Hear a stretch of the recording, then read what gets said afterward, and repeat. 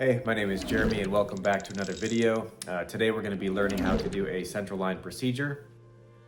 It's a very common procedure utilized in emergency medicine. It's very important to master this skill set so the patient can have access to more medications and drugs in the right scenario. There are many different sites for a central line. There is the internal jugular, there's the subclavian, and then there is the femoral.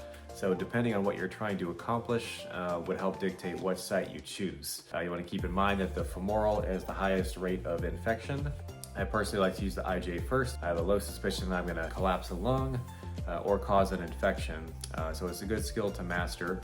What I like to do is put ultrasound jelly on both sides of the neck prior to prepping and draping the patient and just see which side is going to be a better candidate for this procedure. And that's based off of like the vein size, the location of the vein to the skin. The more superficial, the better. Last thing you want to do is get started with your procedure, get gowned and draped, and then realize that the artery is almost sitting on top of the IJ, or it's just in a really bad position, or the IJ is very collapsible and it's going to be a really tough stick. So that's how you can start risking to getting into arterial injury if you don't properly plan ahead. So make sure you're looking at both sides before you actually start the procedure to give yourself the best chance to minimize complications. So today we're going to be simulating a IJ central line procedure. We've got our patient already prepped and draped, and it's very important to know the steps of the central line procedure. That way you can start to plan ahead. So it's important to run through a checklist. For instance, you know you're going to need your lidocaine first, and then you're going to have your finder needle. After you go inside the vein, you're going to want your guide wire, followed by your dilator, and so on and so forth. So make sure you get that equipment nearby, ready to use. The last thing you want to do is get inside the vein and then start fiddling around for your guide wire and then lose your sight. So let's go ahead and get started. All right, so as you saw in the previous video, you can see what's all inside a central line kit. So I encourage you to go back and watch that video if you're unfamiliar with what you could possibly be facing when you open up a kit. This patient is already prepped and draped. We chlor prep them. We're going to pretend that I'm in full sterile gear, as this is a sterile procedure. So the first thing I want to do is take a large blunt needle here, and I want to pull out some lidocaine because I'm going to numb the site before I insert it. So I've got my lidocaine here. I've already pulled out approximately 2.5 cc's. I can take this needle and discard it in my post-procedural area of the kit, which you'll see in the previous video. Now I'm going to switch to a much smaller needle that the kit comes with. This is a 27 gauge, and I'm going to use this to numb the skin. And the other thing that I did before this is I took my ultrasound cover. You can see in the previous video, once again, a little bit more detail on that, but this goes over the ultrasound probe cover. Prior to that, I used the ultrasound to identify which side I want to use. And then we got the ultrasound probe covered with enough jelly that's going to allow me to easily visualize the vein. Patient positioning is key for this procedure. You want the patient's head turned away from your insertion site, as well as having the bed in Trendelenburg position helps increase the vein size and increases your chances of first pass success. Even though we're going to be utilizing ultrasound, it's important to have a general awareness of the landmarks that are ideal for IJ cannulation. Cedillo's triangle is made up of 2 different heads of the sternocleidomastoid muscle and the clavicle, with the ideal insertion site being at the apex. That'll give you enough room to insert your catheter into that short space. And your needle is going to be pointing towards the ipsilateral nipple. Now again, what you see on the ultrasound field kind of trumps all this, but it's good to have a generalized idea of where your landmarks are going to be in case you get lost. So I've got my ultrasound probe here. I'm going to use that as I start to numb out the skin. So you want to create a very superficial wheel, like so. And then I want to start going deeper. I'm going at a 45-degree angle, and I'm going to try to never lose sight of my needle tip. I'm going to stop right before the IJ, and then I'm going to start injecting my lidocaine and then pulling back and numbing that entire tract from just above the IJ to the surface of the skin. Careful not to inject into the IJ so the patient doesn't get an intravenous dose of lidocaine. Next up, I've got my finder needle here. Notice that the tip has an echogenic coating on it, so it's easier to visualize on ultrasound. I'm gonna have the bevel facing up, just like this. And I'm gonna point it approximately 45 degrees down. I'm gonna have the ultrasound probe in this hand, and I'm going to always have the tip of the needle within my view. And I'm gonna start with the probe. As you can see in my previous video of when I do a ultrasound IV, I'm gonna start off with the cross-sectional view. And right as I like to get above the IJ, when I'm at that cross-sectional view, I switch to a longitudinal view and I watch that needle go in the vein. As you're advancing the needle, you're pulling back so that you can get flashback of venous blood. So as soon as you get that flashback, watch my hand here. I'm going to anchor my 3 fingers down on the skin. I'm going to grab that needle tip and twist off. Now at this point, you're going to have some venous blood. It should not be pulsatile, it should not be squirting back out at you, but it's going to be a solid flow of dark venous blood. And I can just put my thumb over the opening here to stop the bleeding. And we talked about in the previous video on how you can possibly test to see if it's arterial versus venous blood. However, we had great visualization here. We identified the artery. We know we're in the right structure. So notice my hands. My hands are in a tripod position. This needle is not going anywhere if someone bumps into me. So I've got a really good hold of it. Now, because I planned ahead, I have my guide wire nearby, easily reachable. And prior to setting up this procedure, I tested the guide wire To make sure the track is running smooth and that I can easily advance and retract the guide wire without much resistance. And I want to load the wire at the tip. And this is called the J tip of the wire. Notice how it bends like a J. And you want the J pointed caudally towards the patient's feet as you enter. So in this example for the right IJ, this is the position that we would use for that. If it was the left, we would just flip it the other way. And then this is how not to point it, as it's likely to go down the wrong vessel away from the heart in that direction. So now I've got the guide wire right at the tip so I can easily release it. And I start off by rolling the guide wire just until it gets past the end of the needle, and then I switch it up. So notice when I start to do the guide wire, I'm first just threading it with my thumb.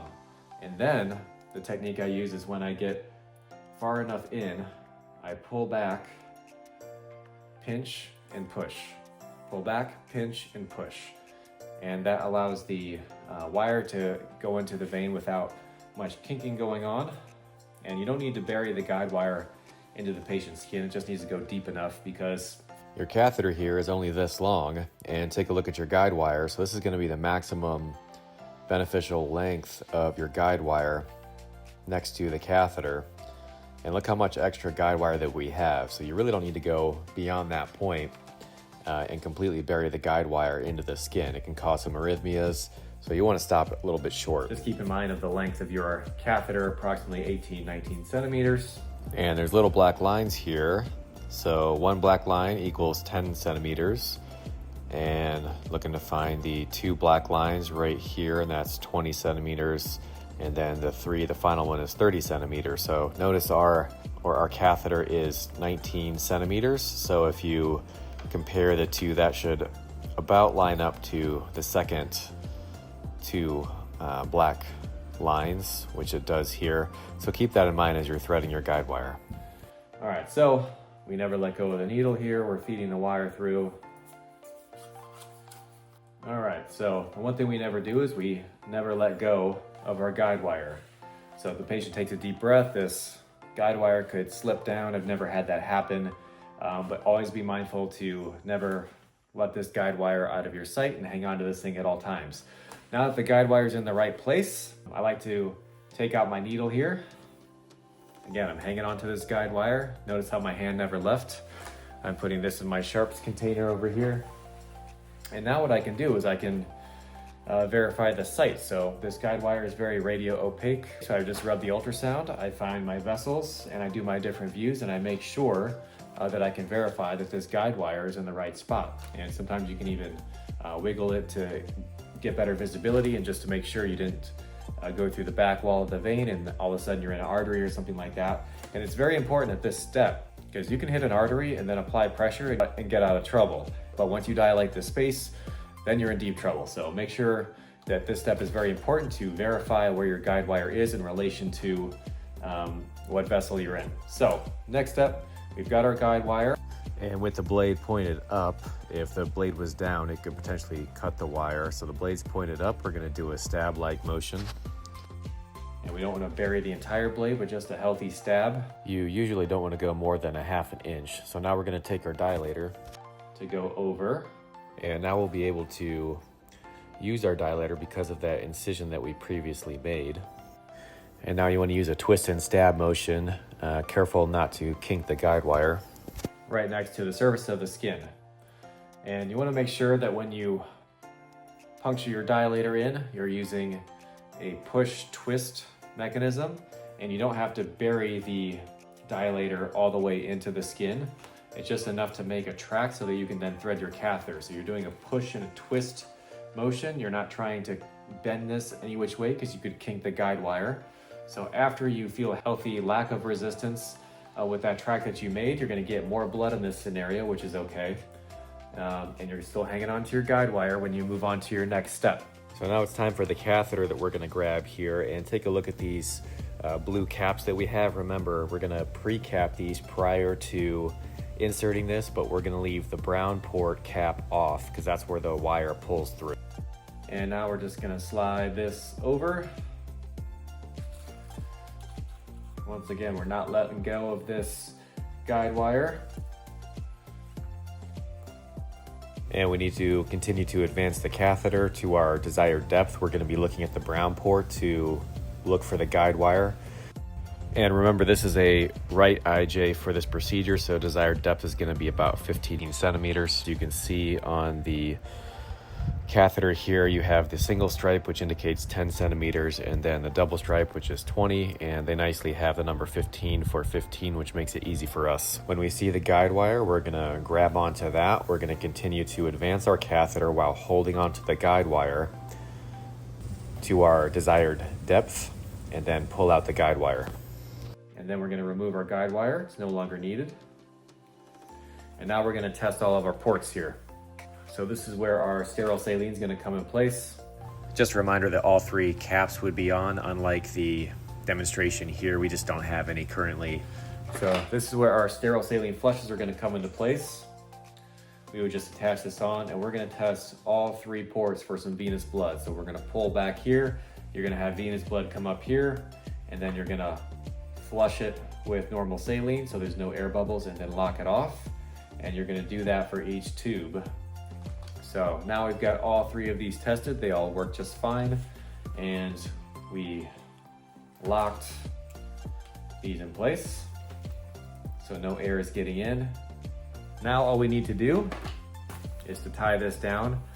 Because we're using the right IJ in this scenario, we have a little bit of slack here.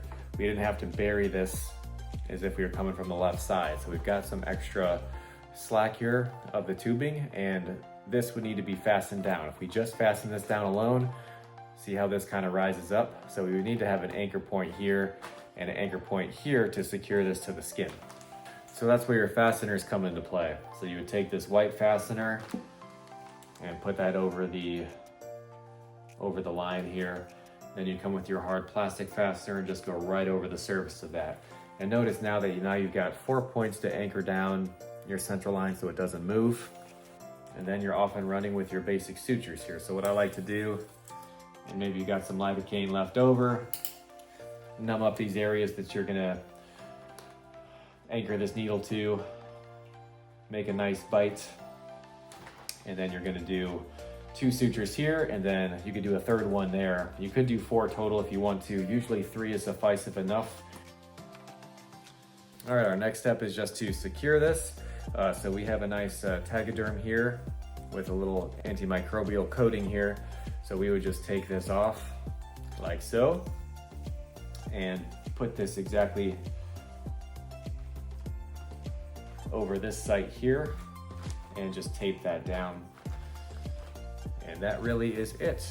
Now you can take off your drape, do your proper cleanup, clean up your sharps, order your chest x-ray to make sure you are in the right place. You're feeling very confident at this point because you use ultrasound guidance, but You still need to use a chest x-ray just so there's no weird anatomical variance and just for confirmation. Thank you guys for watching and stay tuned for more videos.